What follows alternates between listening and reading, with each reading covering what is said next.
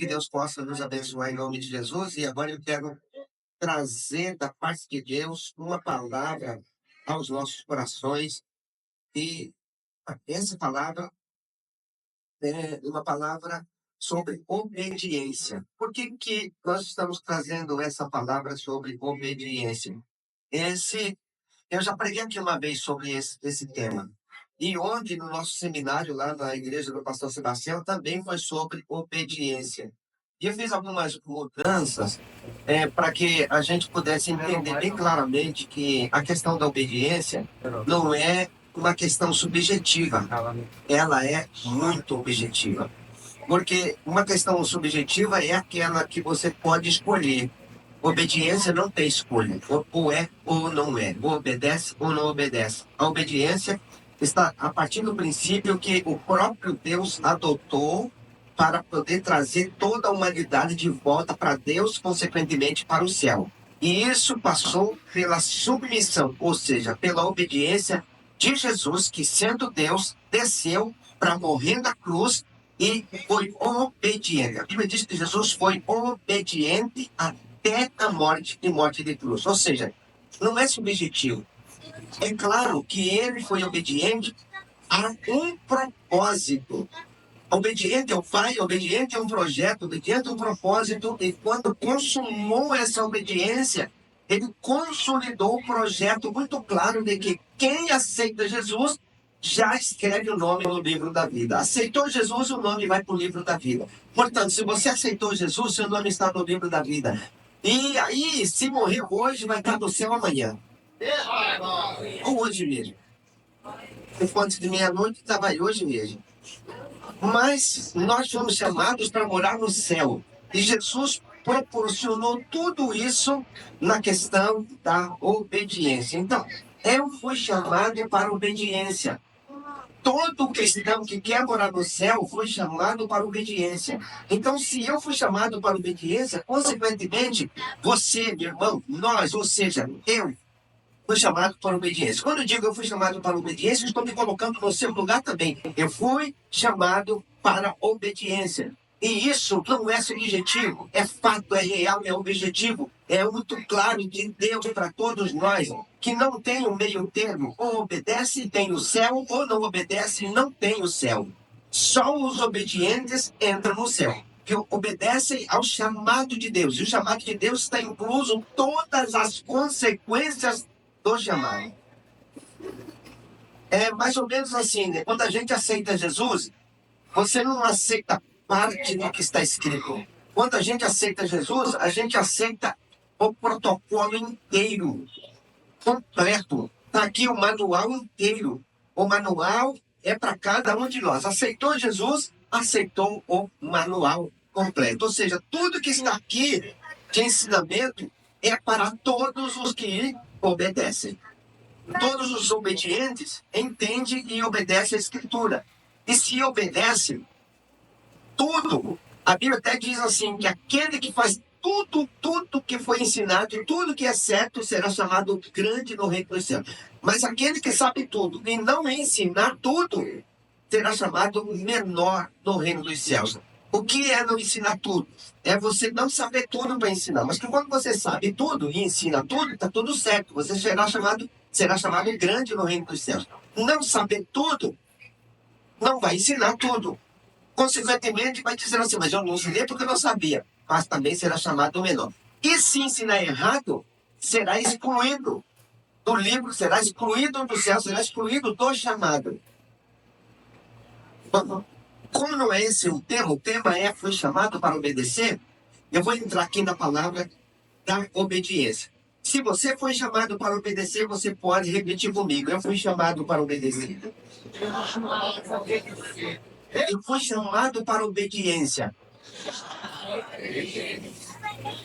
Eu quero deixar com você já a leitura desse texto. Esse texto está no livro de Filipenses, no capítulo 2, no versículo 1 a seguir, que diz assim: portanto, se há algum conforto em Cristo, se há alguma consolação de amor, se há alguma comunhão no Espírito, se alguns entranháveis afetos e compaixões, completai o meu gozo para que sintais o mesmo, tendo o mesmo ânimo, tendo o mesmo amor, o mesmo ânimo, sentindo a mesma coisa. Nada façais por contenda ou por vanglória, mas por humildade. Cada um considere os outros superiores a si mesmo. Não atende cada um para o que é propriamente seu, mas cada qual também para o que é dos outros. De sorte que haja em vós o mesmo sentimento que houve em Cristo Jesus, que sendo Deus, não teve por usurpação ser igual a Deus, mas humilhou-se, mas aniquilou-se a si mesmo, tomando a forma de servo, e achado na forma de servo, humilhou-se ainda mais, sendo obediente até a morte e morte de cruz. Pelo que Deus o exaltou soberanamente, lhe deu o nome que está acima de todo nome, para que o nome de Jesus se toque todo joelho dos que estão na terra e debaixo da terra, e toda a língua confesse que Jesus Cristo é o Senhor, para a glória de Deus Pai. Do 1 ao 11. É extremamente poderosa essa leitura. É uma leitura assim que eu me apaixonei desde que eu conheci a Bíblia, isso há 46 anos atrás. Eu me apaixonei por isso e eu sabia ele todinho de fora. Agora ficou só um pedaço já, porque a gente vai ficando mais esquecido, né? A amnésia vem para todo mundo. Mas eu quero dizer para você de que esse texto, eu me apaixonei por ele inteiro. Mas tem pouco tempo que eu me apaixonei pela frase: aniquilou-se a si mesmo, tomando a forma de servo semelhante aos homens, e achado na forma de homem, humilhou-se a si mesmo. Ele se humilhou, porque ele é Deus. Agora você pensa, Deus desce e fica igual todo mundo. Igual todo mundo. Aí Deus está andando na terra igual todo mundo. As pessoas andaram com Deus do lado, ele andando na terra igual todo mundo. Ele humilhou, ficou igual a todo mundo, e ainda humilhou ainda mais até a morte de cruz. Por que humilhou até a morte de cruz? A morte de cruz era uma morte exclusivamente para as pessoas que eram delinquentes, condenados, pessoas assim, pena de morte. Essas pessoas que eram colocadas na cruz, as pessoas dignas de pena de morte, iam para a cruz. E ele então foi para a cruz, e normalmente as pessoas que iam para a cruz iam basicamente despido. E assim ele foi. Humilhou-se até a morte de cruz, com todo o rigor da humilhação. Ele pegou tudo isso para que eu e você não fôssemos para a cruz. Ele então nos tirou da cruz, ele indo em nosso lugar. Quando esse texto diz que ele foi obediente até a morte de cruz, porque ele tomou o meu lugar. Quem merecia a morte de cruz sou eu. E ele foi no meu lugar. Então esse texto é um texto de substituição, um texto substitutivo, que ele se colocou em meu lugar, me substituiu, ao invés de eu ir para a cruz, ele foi no meu lugar, e agora eu só posso glorificar, porque eu já estou indo para o céu, e nós estamos indo para o céu sem precisar passar pela cruz. Tem quase muito pouco sofrimento. Quase muito pouco sofrimento. Quem disse isso foi Paulo. Paulo falou assim: vocês estão reclamando de quê? Pois se vocês não sofreram nada, vocês não padeceram nada, vocês não suportaram a morte ainda, por amor a Cristo. Paulo então faz esse comentário dizendo que nós não temos do que reclamar, que a gente vive, come, bebe, trabalha, tem acidente e sara, né? A gente passa por tudo que tem de direito e estamos aqui, bom e bonito.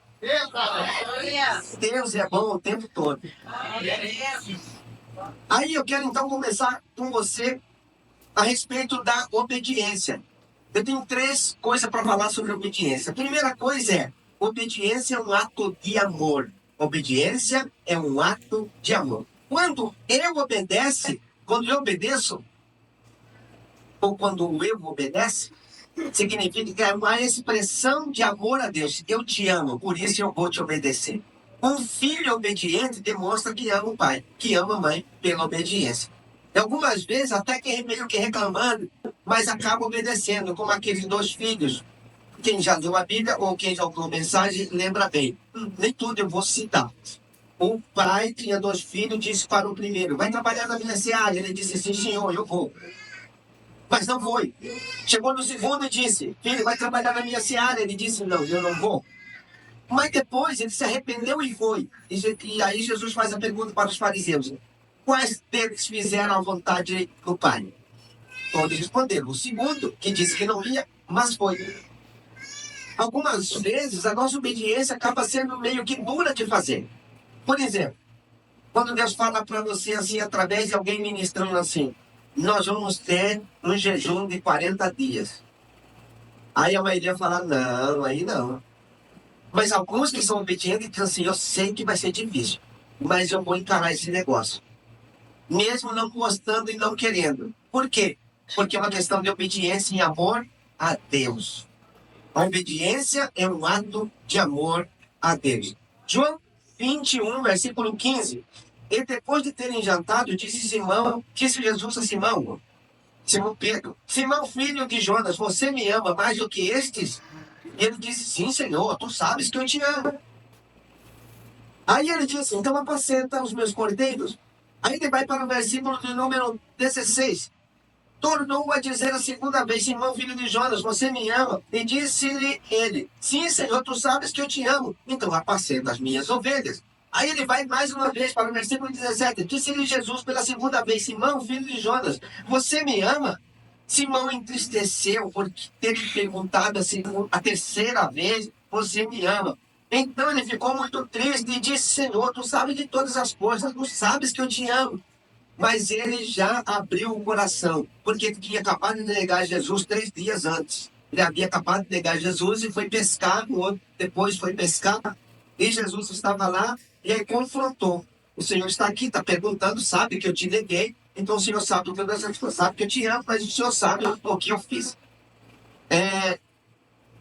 O que eu quero dizer é que Jesus sempre vai pedir para nós, você me ama mais do que todos estes?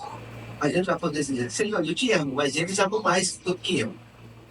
Pedro estava dizendo, tu sabes que eu te amo mais do que eles. Eu sei o tamanho do meu amor pelo Senhor. Eu sei que eu te amo de verdade. E então, nessa terceira vez, ele então abriu o coração e tu sabes que eu te amo. E então Jesus completa para ele, então, apacenta as minhas ovelhas. Então Jesus andou de perto com Pedro, Tiago e João. E Pedro foi uma das pessoas que liderou a igreja naquele período. Havia muitos apóstolos, muitos discípulos, muita gente, mas ele foi o líder da igreja. Ele assumiu a liderança no dia de Pentecostes e ficou por muito tempo na liderança. Depois passou para Tiago, depois para João. E assim, logo em seguida, teve outros líderes também, segundo os estudos. Mas vamos parando nesses três aí. João 14, versículo 15 diz assim: se me amais, se vocês me amam, vocês vão guardar os meus mandamentos. Se vocês me amam, vocês vão obedecer a minha palavra. Então, obediência é um ato de... Obediência é um ato de... Quando eu obedeço, significa que eu estou dizendo para Deus, eu te amo. Jesus estava perguntando, Pedro, você me ama mais do que esses? Eu te amo. Então, trabalha para mim. Vai apacentar, vai cuidar das pessoas. Você me ama mais do que esses, Pedro? Tu sabes que eu te amo, Senhor. Tu sabes de todas as coisas. E de fato ele provou o amor dele indo trabalhar. Não que os outros não trabalharam. Todos trabalhavam. Mas Jesus estava chamando Pedro para uma responsabilidade ainda maior, porque Pedro estava saindo de um momento muito difícil. Ele havia negado Jesus e talvez ele estava muito duvidoso de si mesmo. E Jesus então chama ele para um particular, se bem que no meio de todo mundo, mas tete a tete, na frente de todo mundo que estava ali. Isso depois da pescaria que eles tiveram, todo aquele processo no capítulo 21 de João. Então vamos lá. João 14, versículo 23. Jesus respondeu e disse: se alguém me ama, guardará a minha palavra. Quem me ama, guarda a minha palavra. E meu Pai o amará. E viremos para ele e faremos nele morada. Aquele que me ama guarda a minha palavra, e meu Pai também amará essa pessoa. E aí vem eu e meu Pai juntos e vamos entrar dentro dele e vamos fazer a morada dentro dele. Aqui o texto. O que Jesus estava dizendo? Aí o Pai e eu viemos juntos. A gente vem junto e vai entrar dentro dessa pessoa para morar na pessoa. Ou seja, o que Jesus estava dizendo? Que você é morada de Deus, morada de Jesus e morada do Espírito Santo. Deus está no coração de quem o ama. E quem ama, obedece. Primeiro João 5:3. Porque este é o amor de Deus. Este é o amor de Deus. Que guardemos os seus mandamentos. Os seus mandamentos não são pesados. Guardar os mandamentos é amar a Deus. Que guardemos os seus mandamentos, ou seja, que amemos a Deus. E os seus mandamentos não são pesados. Amar a Deus não é um peso. Amém? Eu fui chamado para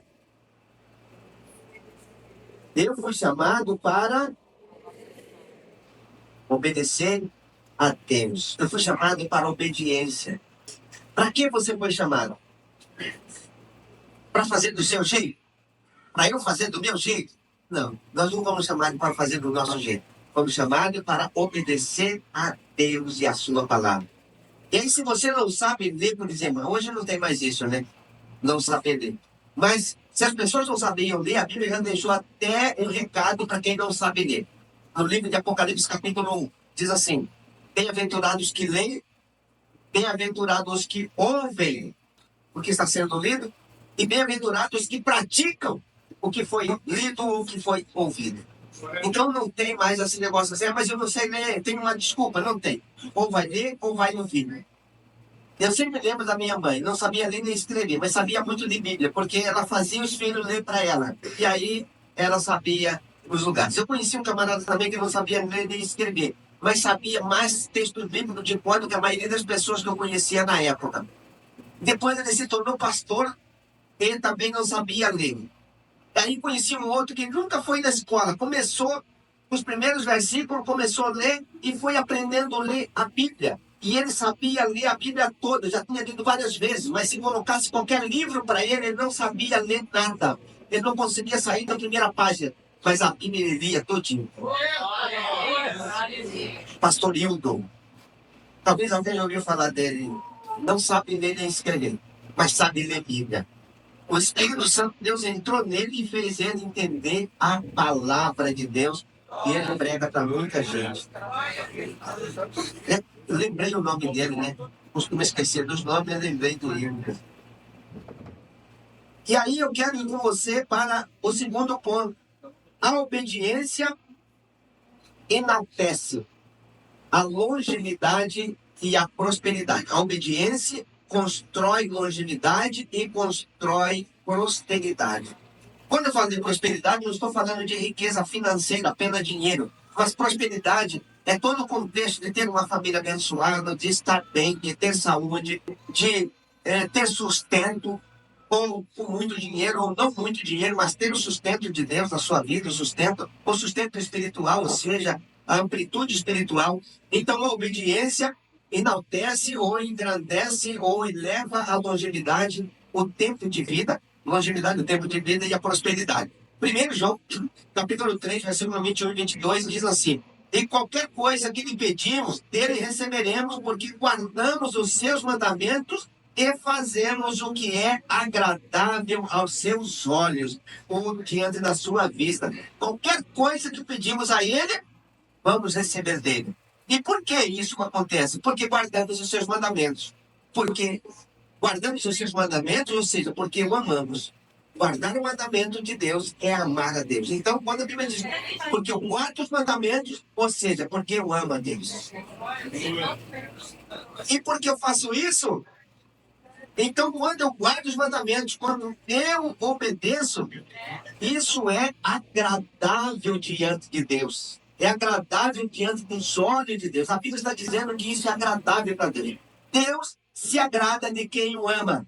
Deus se agrada de quem o obedece. E Deus nos chamou para obediência. De novo, Deus nos chamou para... Aleluia. Diga para alguém do seu lado, Deus te chamou para obediência. 1 Coríntios, capítulo 15, versículo 58, diz assim: portanto, meus amados irmãos, sede firmes e constantes e sede abundantes nas obras do Senhor, sabendo que no Senhor o vosso trabalho não é vão. O serviço que você faz em Deus não é em vão. O serviço que você faz para Deus não é em vão. Então nós precisamos entender essa coisa maravilhosa da palavra. Meus amados irmãos, sede firmes e constantes e sempre abundantes no trabalho de Deus, no serviço para Deus, sabendo que o vosso trabalho, o vosso serviço não é em vão. Deus dá recompensa, e Deus dá recompensa aqui e lá no céu. A maior recompensa nós não precisamos receber aqui ou esperar aqui. A maior recompensa nós precisamos já deixar reservado para a eternidade, que muita gente vai sentir falta da miséria. Eu ia fazer um comentário agora, mas eu vou deixar de lado o comentário, os detalhes do comentário. Mas o comentário de várias pessoas que estavam diante da morte e viram que a morte era uma tragédia. E várias pessoas, olhando a morte no final da sua vida, deixaram seus escritos e suas falas, dizendo: eu agora estou aqui morrendo e tudo que vejo é a angústia que me aguarda. Mas quando você vê um crente morrendo, como é o caso da irmã que estava na UTI, no hospital, esqueci o nome, lá em Belo Horizonte, e o pastor que foi visitar ela, quando chegou lá, o pastor estava indo para lá para consolar a irmã, porque a irmã estava no estado terminal e não tinha mais jeito. E o médico disse: olha, de hoje, amanhã ou depois, ela não volta mais, ela não vai mais poder falar nem respirar, ela está no estado final mesmo. E ele então chega lá para falar com essa irmã e diz assim: irmã, graça e paz. Quando ele chega e sauda a irmã abre os olhos e: Deus abençoe, pastor, que o Senhor multiplique na sua vida. E começou e entrega o mistério para ele, e fala e ora por ele, glorifica a Deus, celebra, exalta e demonstra alegria e sorriso. E ele conta essa história dizendo assim: eu fiquei envergonhado, porque a irmã está com um astral espiritual 10 vezes melhor do que a minha. E a irmã ainda dizia para mim: não temas, pastor, porque Deus é contigo, Deus vai te ajudar e tal. E eu estou indo, estou feliz, porque eu vejo o céu aberto. Quem morre com Jesus olha e vê o céu aberto.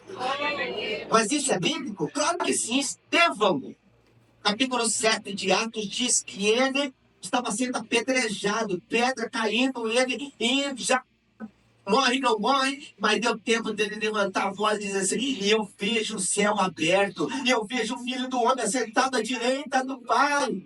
Ele estava vendo o céu aberto. Quem morre com Jesus vê o céu aberto. Quem morre sem Jesus vai ver muita tristeza, a angústia da morte chegando. O seu trabalho não é em vão no Senhor. Mateus 5:19. Qualquer coisa que violar um desses mandamentos, por menor que seja, mandamento, ensinamento, e assim ensinar os homens, será chamado o menor no reino do céu. Mas aquele, porém, que cumprir e ensinar,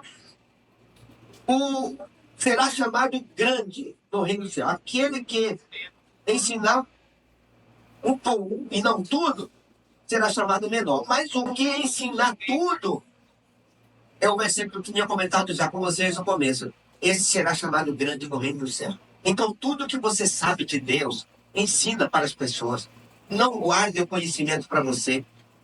Ensine para as outras pessoas, porque a Bíblia diz que será chamado grande no reino dos céus.